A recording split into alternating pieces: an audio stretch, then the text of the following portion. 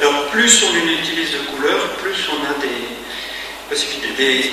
des précisions sur l'identité de nos cellules. Alors, si vous utilisez 2 couleurs, vous avez 2 fois 2, vous allez avoir 4 familles de cellules. Plus vous augmentez, d'accord, plus vous allez augmenter le nombre de sous-populations lymphocytes que vous allez avoir, de cellules que vous allez avoir. Excusez-moi, je suis immunologiste, donc c'est pour ça que je pense beaucoup aux lymphocytes, mais c'est valable pour n'importe quelle cellule. Les cellules de soupe, les cellules de crapaud, les cellules de sémintique, etc. D'accord. Et à partir d'un moment, vous allez avoir un nombre de sous-populations. Si chaque fois vous divisez par 2, vous allez avoir un nombre de sous-populations qui devient énorme. D'accord. Alors, dire qu'on fait du 8 couleurs, du 10 couleurs, c'est très gentil, mais vous allez avoir des feuilles de résultats qui sont énormes. Et quand vous allez donner ça au clinicien, par exemple, il ne va rien comprendre du tout, il ne va pas avoir envie de ce que c'est peut-être dessus. D'accord. Donc, pensez bien en tête, gardez bien en tête que ça peut devenir très compliqué, ça va être très compliqué à régler, mais ça va être très compliqué à interpréter. Et après, on va rentrer dans des problématiques comme en biologie moléculaire avec les biopus. On est dépassé par le nombre de résultats et on a beaucoup de difficultés à les interpréter. C'est pour ça qu'il y a des nouveaux logiciels mathématiques qui aident à analyser les données très complexes parce que on n'arrive quasiment plus à le faire avec notre petit cerveau. Alors, ne serait-ce que vous avez déjà 3 couleurs, c'est déjà très difficile de dessiner. Il y a quelques logiciels qui font des graphes 3D. On vous a parlé des graphes 2D, pour l'instant, elle est correcte. Il y a des logiciels qui font des graphes 3D. Je vous évite fortement de les utiliser parce que c'est joli, mais on ne comprend rien du tout. Vous voyez que là, il y a plusieurs populations et on ne sait jamais trop dans quel sens il faut regarder ça, parce que c'est dans un cube, on ne sait pas trop comment elles sont réparties. Et puis, l'autre possibilité, c'est de mettre tous les graphes un par un. Alors vous avez vos cellules-là, puis là vous avez fluorochrome 1 comparé au fluorochrome 2, fluorochrome 1 comparé au fluorochrome 3, etc. Et vous allez avoir une quantité impressionnante de graphes. Et là, c'est un truc assez simplifié, parce que c'est un 8 couleurs. D'accord. Vous voyez que j'ai déjà beaucoup de choses à analyser et à comprendre. Donc, quand vous analysez ces données, il vous faut un peu de calme et bien tranquille dans votre bureau, parce que vous ne pouvez pas faire ça en répondant au téléphone. Il y a certains logiciels qui vous affichent automatiquement tout ça. Si vous n'avez que 3 couleurs, vous arrivez à décrire assez simplement avec 10 graphes. Si vous avez 8 couleurs, vous montez à 45 graphes déjà. Il y a des systèmes automatiques, je t'en ai parlé un petit peu. Alors le plus connu, c'est sur Infinicit. C'est un système automatique, c'est une boîte noire, et il vous dit, eh ben, moi je décide, cette cellule, ça correspond à tel phénotype. Donc, vous rentrez tout. Des fois, vous pouvez mélanger des tubes, c'est-à-dire que vous faites un panel 10 couleurs avec un tube, un autre panel 10 couleurs, et lui, il mélange tout. Il va faire un traitement mathématique assez compliqué. C'est des logiciels d'analyse de systèmes complexes. Et il va vous dire, ces cellules correspondent à tel phénotype, et je décide que ça correspond à telle identité de cellule. D'accord. Il peut vous donner différents graphes qui ne veulent rien dire absolument, si vous ne savez pas à quoi ça correspond. Les unités ne correspondent plus à rien. D'accord. Et c'est avec les codes couleurs que vous allez arriver à vous repérer un petit peu. Ça, c'est des systèmes d'analyse PCA, analyse short-over. C'est compliqué, c'est utilisé aussi en biologie moléculaire dans l'analyse des biopus. Et ça vous donne, donc, ce qu'on appelle des APS, vous voyez, il n'y a plus d'unité, il n'y a plus rien, ça vous donne des nuages. Et après, vous prenez l'habitude en vous disant, mon nuage rose correspond à un lymphocyte B, de tel niveau, puis le rose pâle, ça correspond à telle famille. Et comme ça, vous pouvez comparer plusieurs échantillons et voir celui qui est dans la famille. qui peut vous donner des statistiques sur chaque population. Mais il faut, vous voyez, il n'y a aucune unité, et il n'y a aucun. Il n'y a rien sur les axes X et Y, parce que c'est rien dire. Alors, une fois qu'on a nos graphes, vous avez vu les différents types de graphes, comment on va analyser nos données? On a des outils qui sont quasiment tous les mêmes sur sur les logiciels. Et là, on a installé 2 logiciels sur lesquels vous pourrez vous entraîner. Ce n'est pas forcément ce que vous aurez à la maison, mais là, les principes sont les mêmes. Encore, les boutons peuvent changer de place ou de couleur, mais c'est... Alors, quand on a ces 2 populations, la population négative et positive, on peut sélectionner, on dit au cytomètre, il faut qu'on lui explique, parce qu'il ne sait pas des logiciels, ça c'est positif, ça c'est négatif. D'accord? Je décide parce que j'ai testé des négatifs, j'ai testé des positifs, je sais que ça c'est positif. D'accord? Et je sais qu'il y a une anticorrélance, etc. Donc je peux lui dire, sélectionne-moi cette population, et à ce moment-là, il va vous donner des statistiques sur cette population. Il va vous dire combien vous avez de cellules, quelle est la moyenne de cellules en intensité, de couleur, quelle est la répartition, il va vous donner plein de statistiques. C'est des statistiques classiques, hein, moyenne, médiane, quantité, etc. On ne vous a pas expliqué, je fais une petite parenthèse, mais on pourra vous donner les diapogrammes à la fin du cours, si vous restez jusqu'à la fin, avec le diplôme.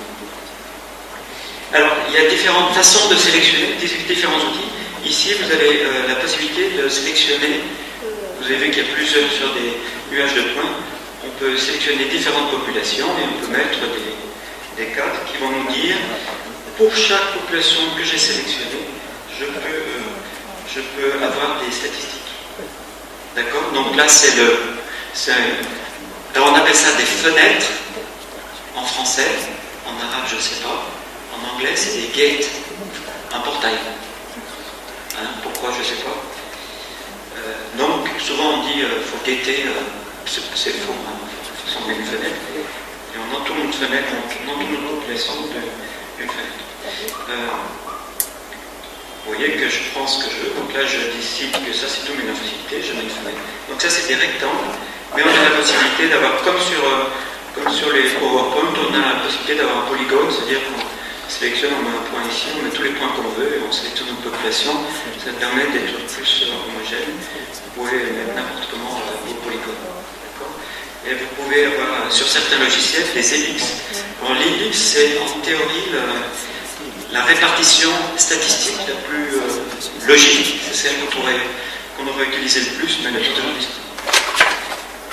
Et quelquefois sur certains logiciels, vous avez la possibilité de centrer votre gate, votre fenêtre, sur la population.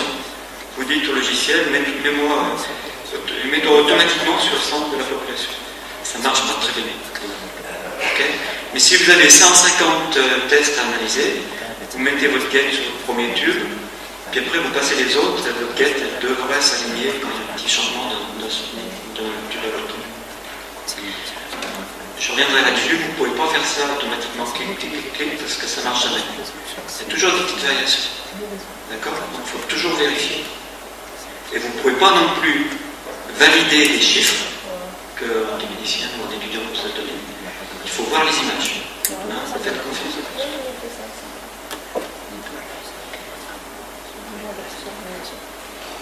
Alors, comme je vous ai dit tout à l'heure, les nuages de points sont beaucoup plus informatifs. Par exemple, ici, vous avez un échantillon, toujours lymphocyte T, CD4, CD8. D'accord? CD4 en rouge, CD8 en bleu. Si vous regardez un histogramme, vous apercevez ici qu'il y a 2 populations, CD8 et une population rouge. D'accord? Les négatifs, ils sont ici. D'accord? Mais en fait, si vous regardez en nuage de points, vous pouvez vous apercevoir qu'il y a beaucoup plus de populations. Vous voyez vos CD4 ici, qui n'ont pas de CD8. Vous voyez des CD8 ici. Puis vous voyez ici qu'il y a des cellules qui ont en moitié de CD8. Enfin, c'est pas en moitié, c'est 10 fois moins. Attention. Et puis il y a des cellules qui ont ni l'un ni l'autre, et puis il y a des cellules qui ont un petit peu des deux.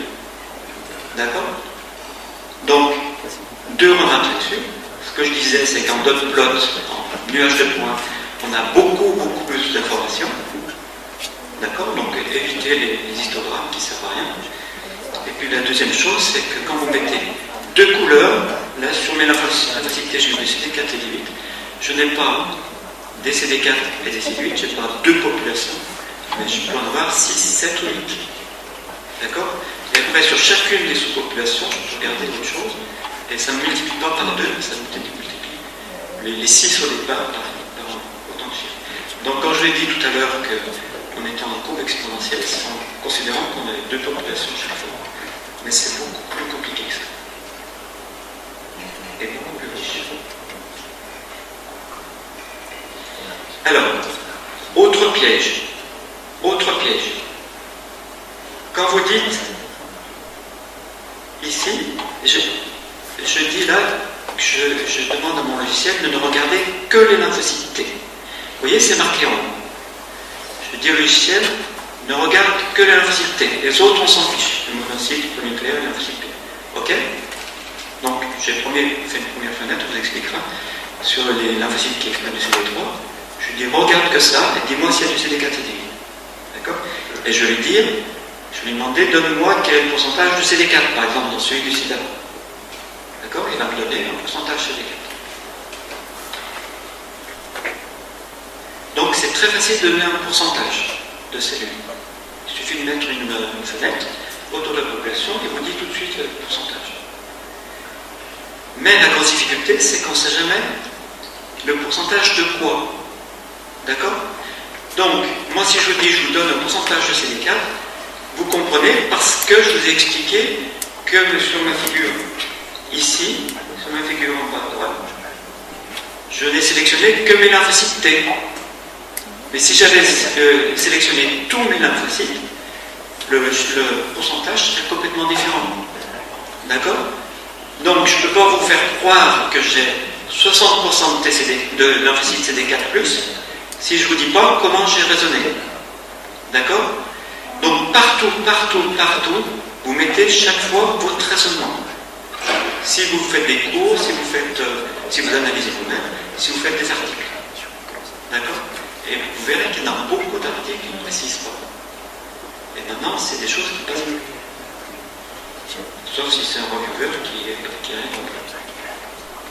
Mais quelquefois, c'est des articles d'immunologie fondamentale, par exemple, où le reviewer, c'est quelqu'un qui est spécialisé de la souris, mais qui n'est pas spécialisé de la stéréométrie et il repasse des choses. De plus en plus, on a mis des recommandations. Qu'est-ce qu'il faut faire, quel est le minimum qu'il faut faire pour pouvoir publier les résultats sur cytométrie en flux. Alors, par exemple, ici, j'analyse toujours pareil, les TDC4 et D8. Qu'est-ce que je fais? Premièrement, on vous a dit tout à l'heure qu'on commence toujours sur un nuage où il y a toutes mes cellules. Forward scatter, side scatter. D'accord? Et j'arrive à séparer des nuages en fonction des données physiques de mes cellules. Sur certains cytomètres que je n'aimerais pas, c'est pas toujours très joli. Surtout si on travaille sur du sang total, etc. Donc, une autre possibilité, c'est d'utiliser du CD45, c'est ce que j'ai fait. CD45 et side scatter. CD45 qui nous séparait, comme on a vu tout à l'heure, trois populations, les lymphocytes, les monocytes, les poids nucléaires. D'accord? Là, c'est très joli, on peut bien voir les trois populations. Donc, je peux très facilement démontrer à un petit étudiant qui vient faire un stage dans le laboratoire, regarde, dans le sang, il y a trois types de globules blancs, les lymphocytes, les monocytes, les poids nucléaires. D'accord? Je peux même donner les pourcentages de chaque population. Et je peux faire des gates, des fenêtres, et je dis, je vais regarder que les lymphocytes, tous les lymphocytes. Ok? Ensuite, je vais regarder sur mes lymphocytes, je vais regarder ceux qui ont du CD3, ceux qui ont du CD56, et là je vois trois populations. Mes lymphocytes T qui ont du CD3, mes lymphocytes NK qui n'ont pas de CD3, qui ont du CD56, et les autres, dont je sais que c'est des lymphocytes T. Donc là, j'ai déjà séparé mes lymphocytes en trois populations, je peux donner le pourcentage de mes populations.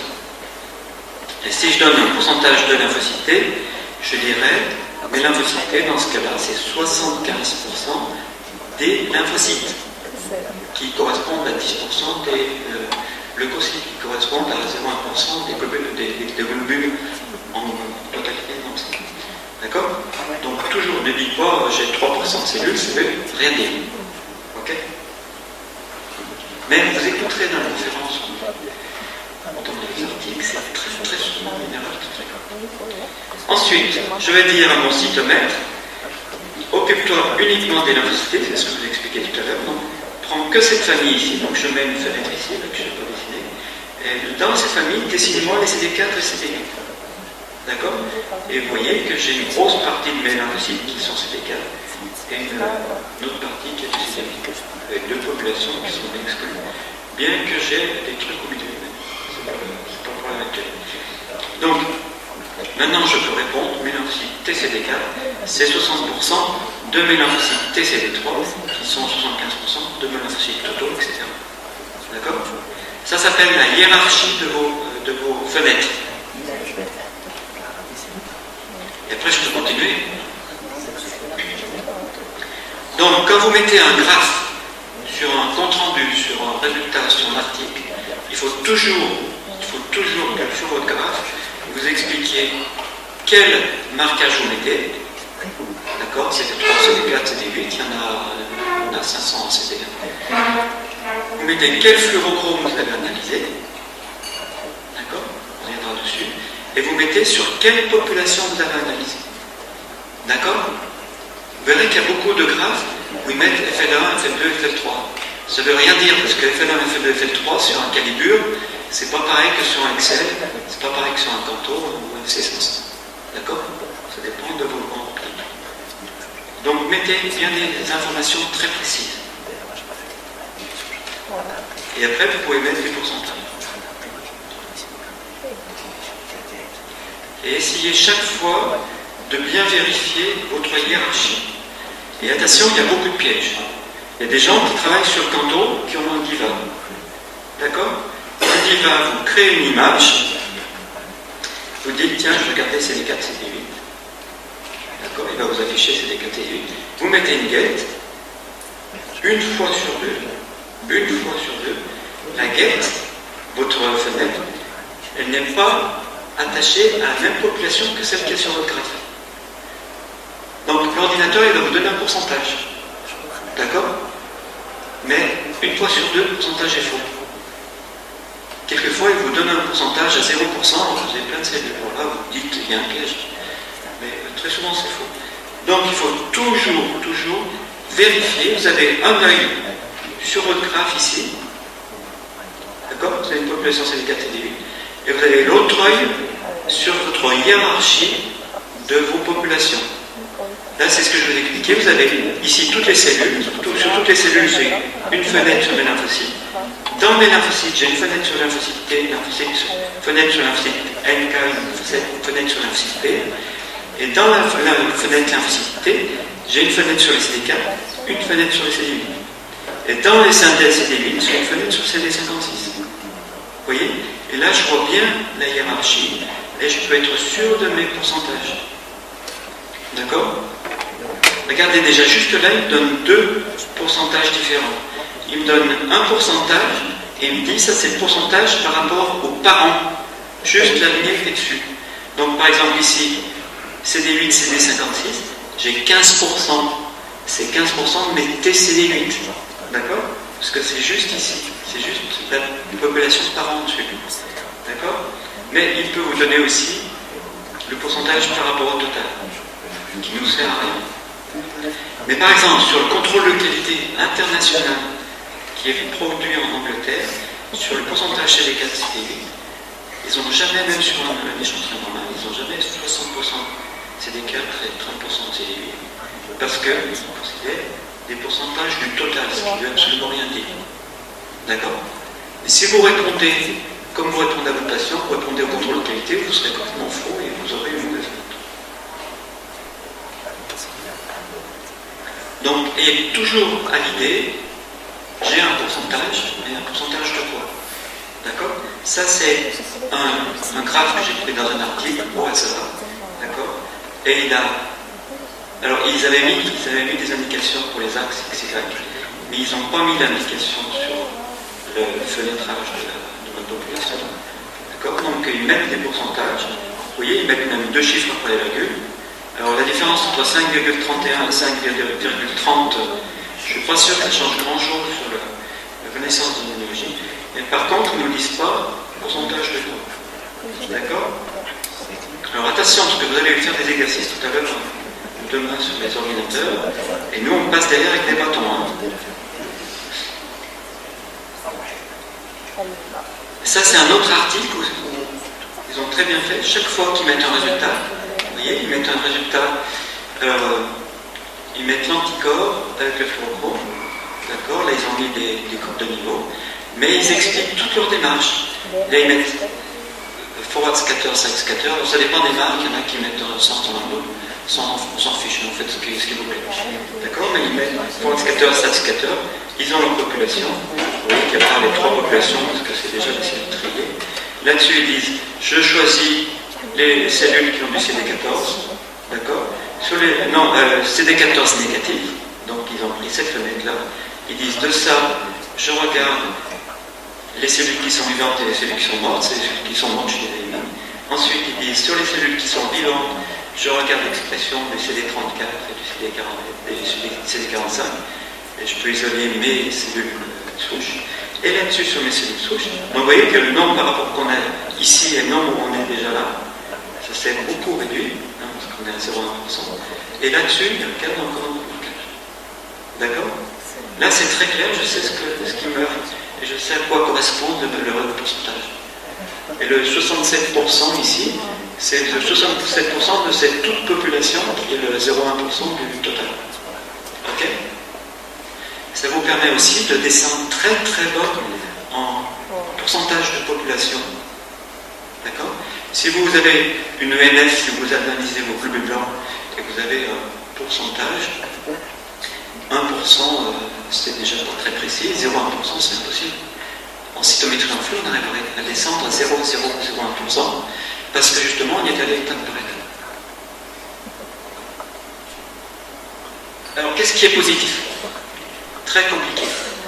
Très compliqué. Quand j'ai 2 populations comme ça, je sais que là j'ai une jolie valeur au milieu, j'ai une jolie groupe positif, un joli groupe négatif.